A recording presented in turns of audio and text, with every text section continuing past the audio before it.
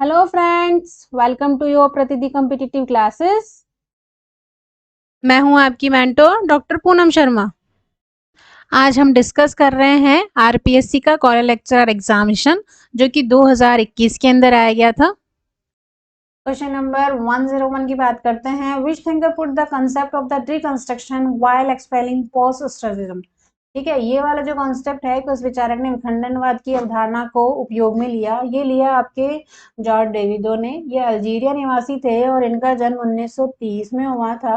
और ठीक है, और इनकी जो थ्योरी थी, मतलब जो थ्योरी है जिस कंस्ट्रक्शन की, वो थ्योरी ये कहती है कि वेस्टर्न सोसाइटीज में या वेस्टर्न कल्चर में लोग जो सोचते हैं वो आपको अलग तरीके से सोचते हैं। ठीक है, बाइनरी ऑपोजिशन, जैसे कि बाइनरी ऑपोजिशन में क्या होगा कि ये काला है, ठीक है, तो ये सफेद होगा। ठीक है, जस्ट अपोजिट, ये नीचा है तो ये ऊंचा होगा। ठीक है, आपको इस तरीके से जज किया जाता है, यानी कि आपको तोड़ दिया जाता है। ठीक है, आप लंबे हो तो आप छोटे होंगे। ठीक है, तो आपको अपोजिशन में डाल दिया जाता है। ठीक है, तो रिकंस्ट्रक्शन की जो थ्योरी थी वो इस तरीके की थ्योरी थी कि लोग कैसे सोचते हैं, कैसे एक्सप्रेस करते हैं अपने विचारों को, ये तरीका था उनके एक्सप्रेस करने का। ठीक है, और जो फूको है, फूको तो आप जानते हो कि नॉलेज और पावर पे इन्होंने काम किया है। इनकी जो फेमस बुक थी वो फेमस बुक थी द ऑर्डर ऑफ थिंग। ठीक है, ये जो 1996 में लिखी गई थी, ध्यान रखना। क्वेश्चन नंबर 102 की बात करते हैं। Which thinker use post structuralism approach in his book genealogy of power.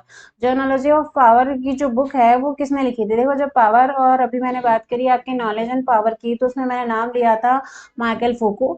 ठीक है, इसका राइट ऑप्शन आएगा माइकल फूको। बात कर लेते हैं सौसुरे की। ठीक है, सौसुरे का जन्म हुआ था सन 1857 में। देखो, आपको याद कैसे होगा ये? चमक उड़ी सन 57 में, वो तलवार पुरानी थी।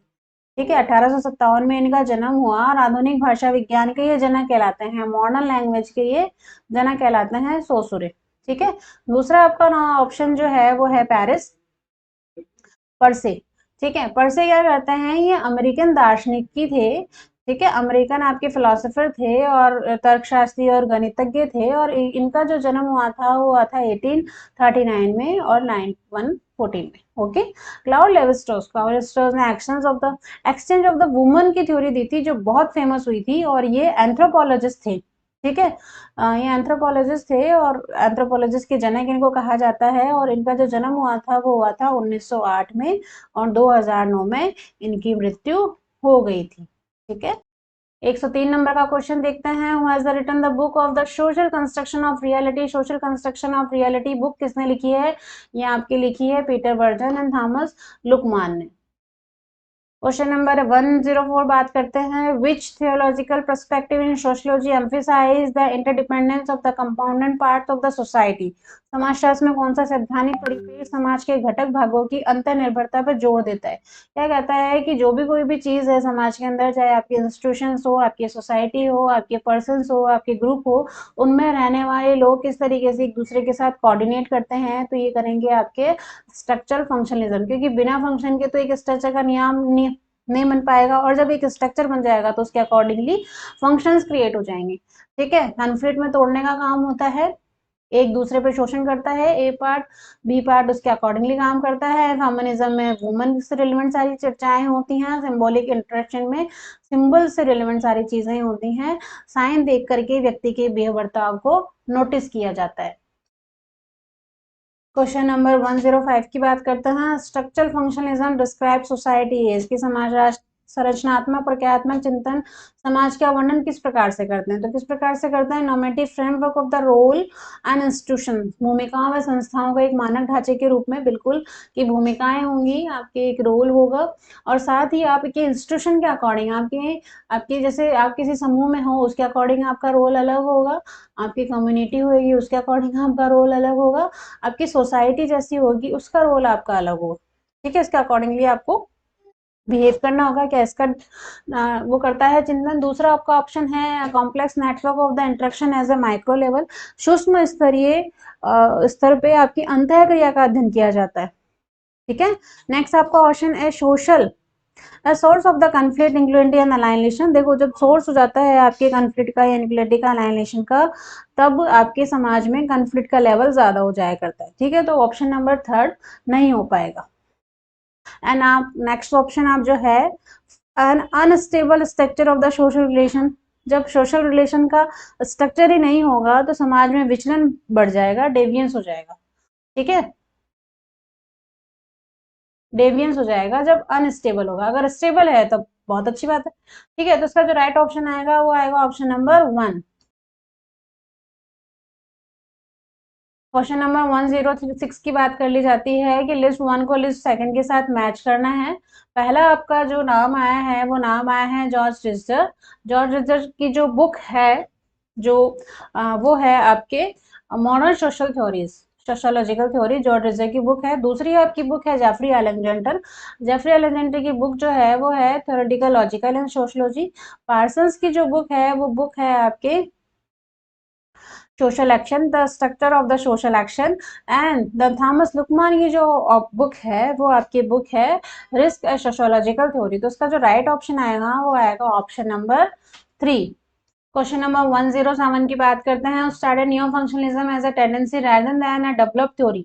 इसने कहा कि नव प्रकारवाद एक विकसित सिद्धांत की बजाय एक प्रवृत्ति है। तो जब भी नव न्यू फंक्शनलिज्म की बात होती है तब आपका आंसर आना चाहिए Jeffrey Alexander and P Colomy. Question number 108 की बात करते हैं। Which tendencies and new functionalism are the enumerated by the Jeffrey Alexander. Jeffrey Alexander द्वारा बताई गई नव प्रकारवाद के बारे में बहुआयामी प्रवृत्तियां कौन सी है, प्रचलित प्रवृत्तियां कौन सी है। तो पहला है मल्टी डायमेंशन। मल्टी डायमेंशन होता है, लेफ्ट ओरिएंटेशन होता है, डेमोक्रेटिक एनालिसिस होता है। बट आपको कॉन्फ्लिक्ट को आपको नजरअंदाज नहीं किया जाएगा, अंडर प्लेइंग नहीं किया जाता, तो ये ऑप्शन नहीं होगा। जेफरी अलेक्जेंडर ने जब न्यू फंक्शनलिज्म की थ्योरी डेवलप करी थी उसके पहले ये थ्योरी आ गई थी बी ए हास्क्यू द्वारा 1958 में। न्यू फंक्शनलिज्म की थ्योरी क्या कह रही है कि फंक्शनलिज्म के विरोध में आई न्यू फंक्शनलिज्म, ठीक है। साथ ही ये क्या कह रहा है कि आपके जो ग्लोबल लेवल है उसको तो लैस कर दिया है और आपके जो रीजनल लेवल है उसको बढ़ा दिया है। इससे क्या होगा कि आपकी लोकेलिटी बढ़ गई है, ठीक है, क्षेत्रीयता का विस्तार हो गया है, तो बहुत सारे अवसर खुल गए हैं और ग्लोबल लेवल को कम कर दिया है। तो इसका जो राइट ऑप्शन आएगा वो आएगा ऑप्शन नंबर बी। ए, बी और सी आपके करेक्ट है। क्वेश्चन नंबर 109 की बात करते हैं कि लिस्ट 1 को लिस्ट 2 के साथ मैच करना है। फर्स्ट आपका जो ऑप्शन आया है लुईस कोजर। लुईस कोजर क्या थे, कन्फ्लुएंट फंक्शनलिज्म थे। इन्होंने प्रकार्यवाद किया था, संरचनात्मक प्रकार्यवाद का सिद्धांत दिया था लुईस कोजर में। साथ ही इन्होंने सकारात्मक पॉजिटिविज्म का भी दिया था कि सकारात्मक संघर्ष कौन सा होता है और नकारात्मक संघर्ष कौन सा होता है, ठीक है। ये 2 वर्ड इनके फेमस थे जो कि बार बार पूछ लिए जाते हैं। अच्छा, नेक्स्ट आपका जो है वो है होरोविट्स, ठीक है। होरोविट्स क्या थे कि न्यू रेडिकलिज्म थे ये, मूल जो परिवर्तक कहा जाता है इनको। सी आपका ऑप्शन आ रहा है डेरमडॉफ।